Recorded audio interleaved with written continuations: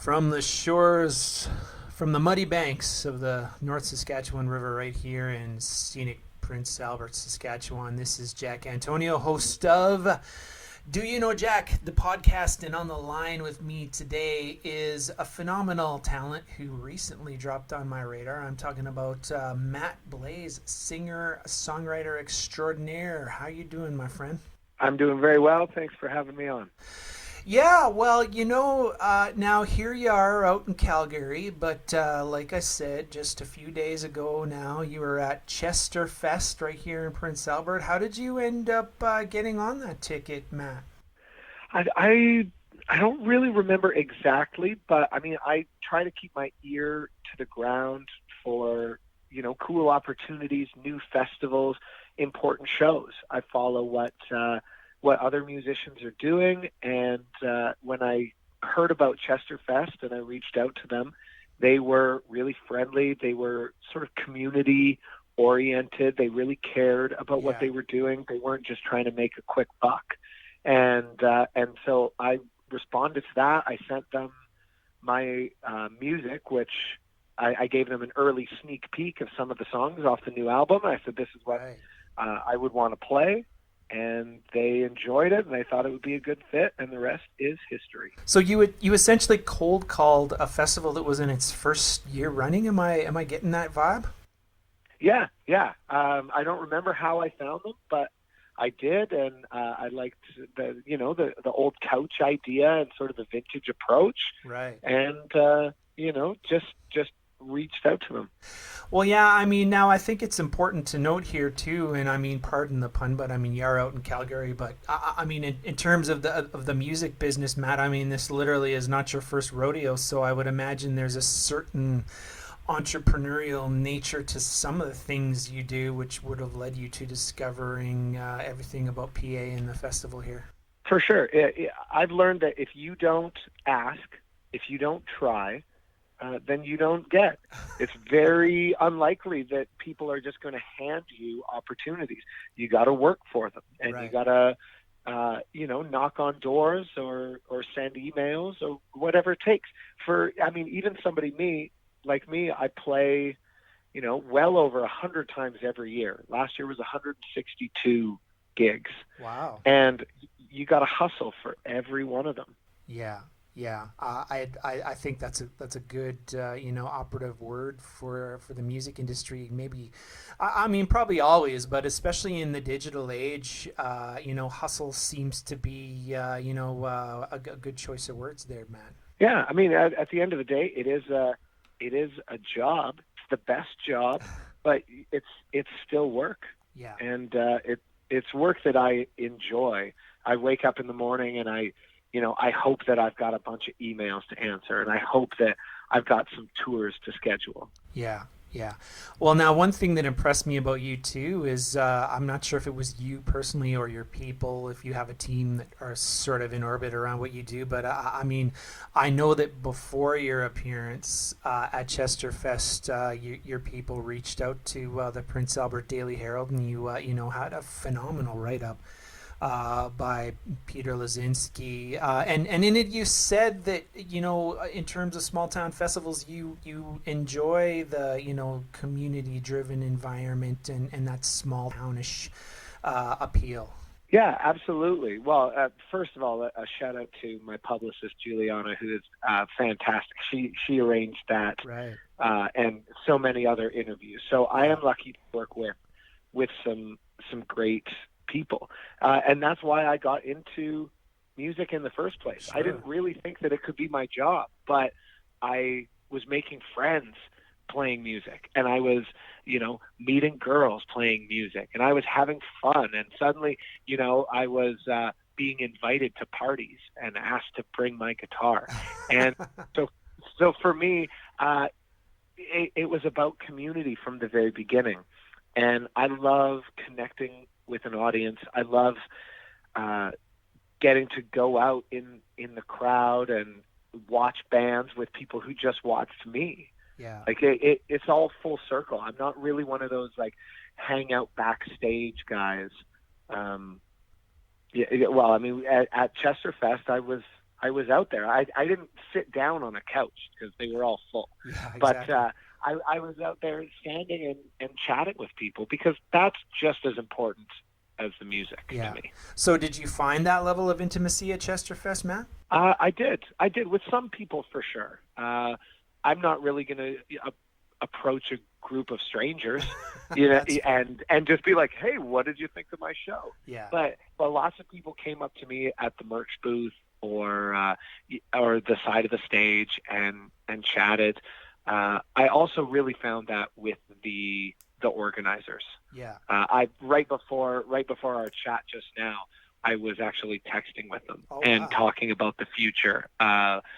Maybe lining up something else in PA. So nothing set in stone yet, but they were fantastic. Yeah. They made sure that we had everything that we needed, that we felt confident. Chesterfest had this amazing backstage manager named John. Did you meet John? I I probably did. I was back there quite a lot, at least until my kids showed up on the scene, and then of course, the family's got to take precedence. But I'm sure I Right. did. Yeah. So John, we rolled up and we drove 8 hours straight to get there that morning. Wow. So we were a little road weary, a little, stuffy. And we pop out of the van, and right away he's giving us high fives, and he goes, "It's my job to make you guys feel the best you've ever felt, make you feel confident and like rock stars. Here's where you can get a drink. Here's the food. Yeah. Anything you need, I'm here for you." Yeah. And so right away you go, "Oh man, this is not only is this legit, they're making us feel special." And then when you feel special, you put on an extra special performance. There's just something about the vibe of it. So I mean, we had an amazing time, literally from the parking lot until the second that we left. It was awesome.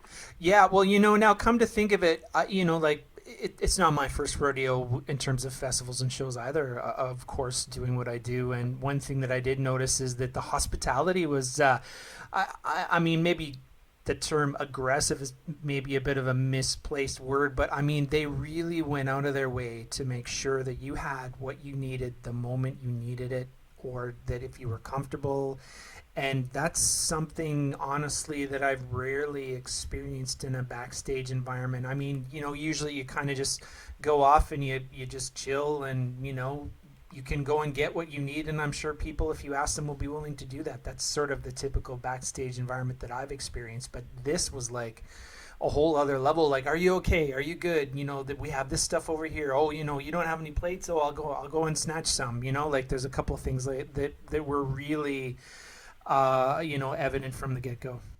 Yeah, I mean, people just they want special moments in life.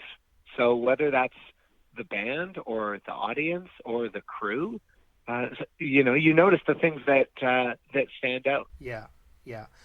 Now, of course, one of the standout things from the time that I was there, just in the audience, was your set. Like you really pulled off a good, solid, honest meat and potatoes rock and roll show, and it was great to see you out there, and it was a pleasant surprise for me, for sure, man. Oh, well, thank you very much. That's exactly what I go for. Is that uh, leave blood and sweat on the stage, Yeah, leave your heart out there for people, and I try not to hide behind too much. I don't imagine myself having any pyro for my shows. yeah, I write as honestly as I can, and then I sing sing my guts out, and I like to work with musicians who have that approach yeah. too. So yeah, so it's some people wouldn't want to be just meat and potatoes, but I take that as a big compliment. Yeah, well, and I do want to get to some of the acts that you've opened for and worked with in the past, but I mean, before we go any further, too, there was a very special moment that I've rarely seen at festivals, and it just sort of happens spontaneously, and that's a girl had a bunch of bubbles her parents must have given her something, and she went out there and she started blowing bubbles in that dancing area, and sooner, not too long after, there was maybe 30 kids up there, all in the front, just dancing and enjoying your set and blowing bubbles, and I thought that was really cool. Those are the special moments that I was talking about. Like I absolutely will remember that forever. Yeah. Just because for me that moment was a reminder, like a call back to youth. Why can't we all just go and run around blowing bubbles? Yeah. You hit a certain age and you think that, that's silly or that's frivolous. I don't want to do that. But the carefree spirit of really all those kids is inspiring, and it causes you to look into yourself and be like, oh man, I've been taking myself so seriously. I think you're right. I mean, in this day and age of polarizing politics and all kinds of accusations being hurled from far right to far left, it's nice to just be grounded and rooted and reminded that at one time or another, all of us were just kids out in a field somewhere blowing bubbles and not caring what anybody thought of anything apart from the exact moment that allowed us to do what we're doing. Yeah, and wouldn't it be nice if we could go back to that every once in a while? Yeah, for sure. Well, it sounds like you had a great time at Chesterfest, and that makes me very happy. Of course, I'm pretty new to Prince Albert myself, but I mean, I try to help out as much as I can. And one of the cool things I did was I drove Harlequin from Saskatoon to Prince Albert in a 10-seater van, and that was quite the thrill of a lifetime to be sitting next to George Belanger. I mean, speaking of solid rock and roll shows, those guys really brought it as well. Yeah. That I saw that on your Facebook. I think it was that you got to drive them. That's pretty great. and of course, I mean, you're going to get a great show from them. Yeah. Yeah. Now, just pivoting a little bit, of course, part of the reason why you're out and about to begin with is your new record, In Shadow and Light, released Friday, June 21st. It's evident just from the first song all the way up to the last that this is a hard rock album. Not totally delved into your previous work. I mean, is this kind of the usual Matt Blais sound?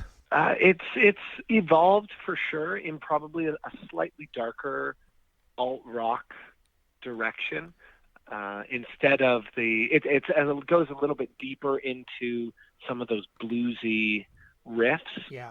But also the subject matter is a little bit darker too. Like you said, with the politics of the world and it seems on the surface that we're just growing farther and farther apart, whether that's individuals or communities or countries, however you look at it. Yeah. There's so much that we are up against. Yeah. And that was a heavy weight subconsciously while I was writing the album.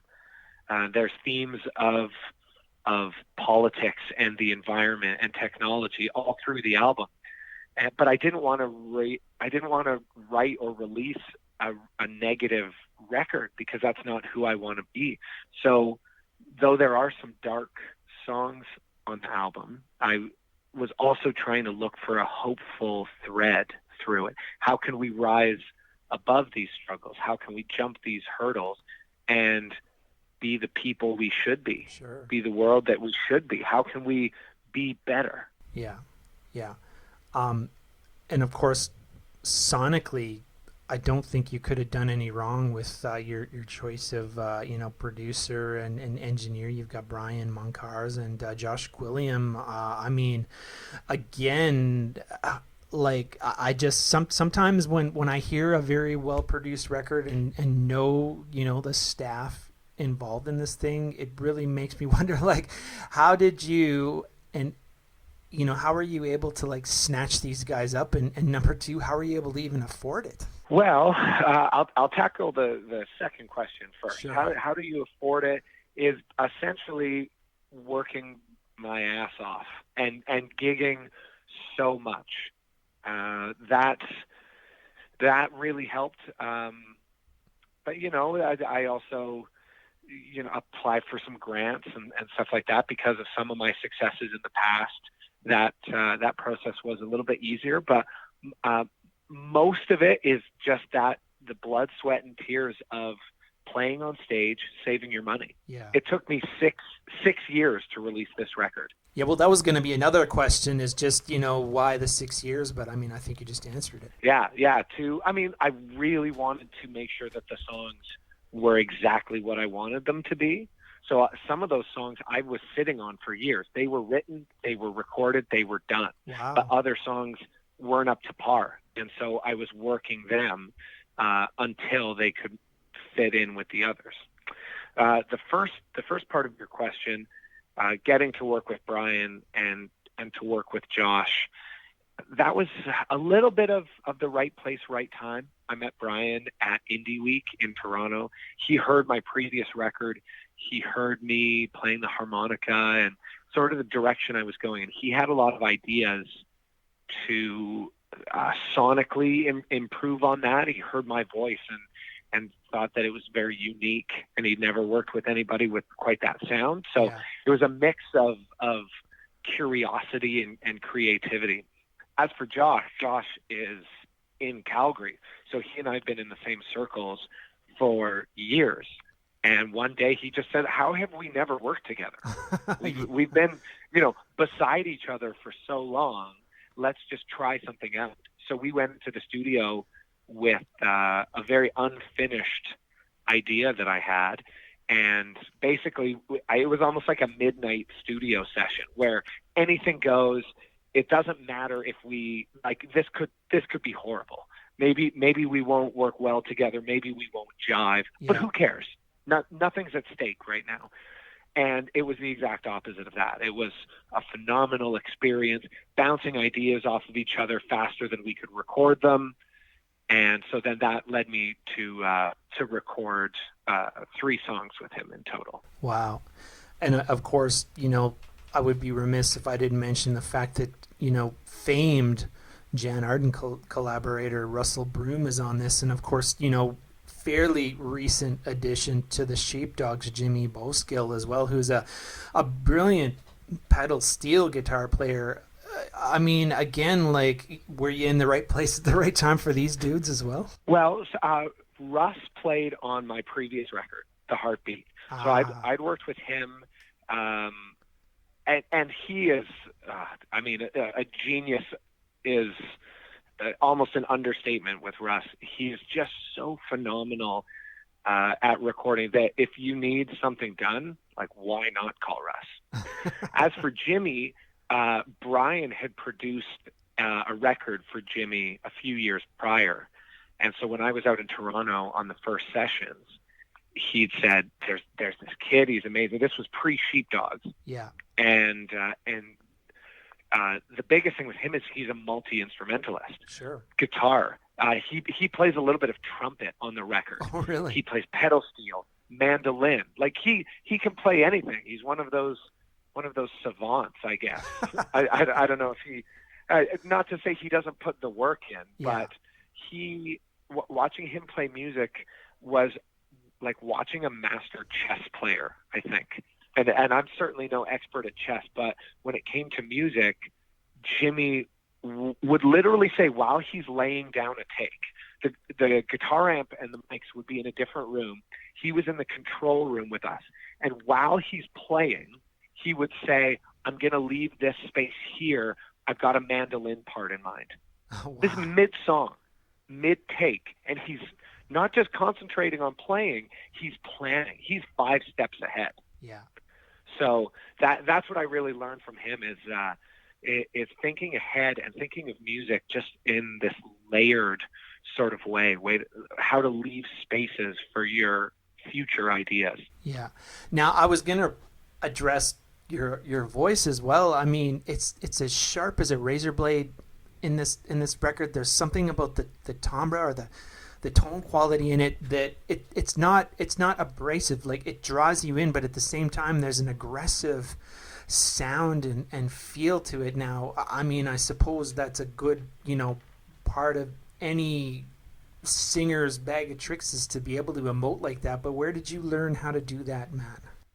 That's a great question. I appreciate that question because I've never gotten to tell this story. Oh, wow. Some of my first gigs ever, this would be, my sort of like high school band kind of thing. Uh-huh.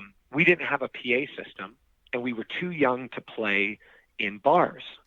So one of my first gigs ever was at a ski hill, and I built this makeshift PA system out of a very old, like home stereo system. Those old floor speakers, and you have to like twist the wires Yeah. around the posts in the back. Uh-huh. And I had this old junky mixer, and I was like splitting cables to like hook all this up. It's a miracle that I didn't get electrocuted, really. Yeah. But so we had this very primitive gear that was not very loud. So come the performance, I had to sing so loud that this makeshift PA could be heard, over the drums and in this pretty big area. We didn't have money for a PA system. We just had to sort of adapt how we played to make it work. And so since then, I think my lung capacity is pretty good, and I know how to push my vocal to the max. But thank God we now have a much more reliable system. Sure. Yeah. Yeah, well, I mean that's amazing to hear that, Matt, and I really appreciate the opportunity to be able to listen to that story, man. Listen, now I don't want to keep you too much longer, but given the fact that In Shadow and Light is pretty much hot off the press in terms of it releasing. I mean, what's your next step? I'm assuming it's going to be shows and more shows, and I noticed on the website you've got a few things coming down the pipe. Yeah, people ask, especially other musicians, what's your marketing plan? What's this? What's that? And I believe that music is best experienced live. And so the primary point of my music getting out there is playing live. My album is hopefully a memento of the real life experience that you've had, and that when you listen to it, you recall Chesterfest, or you recall this gig or that gig.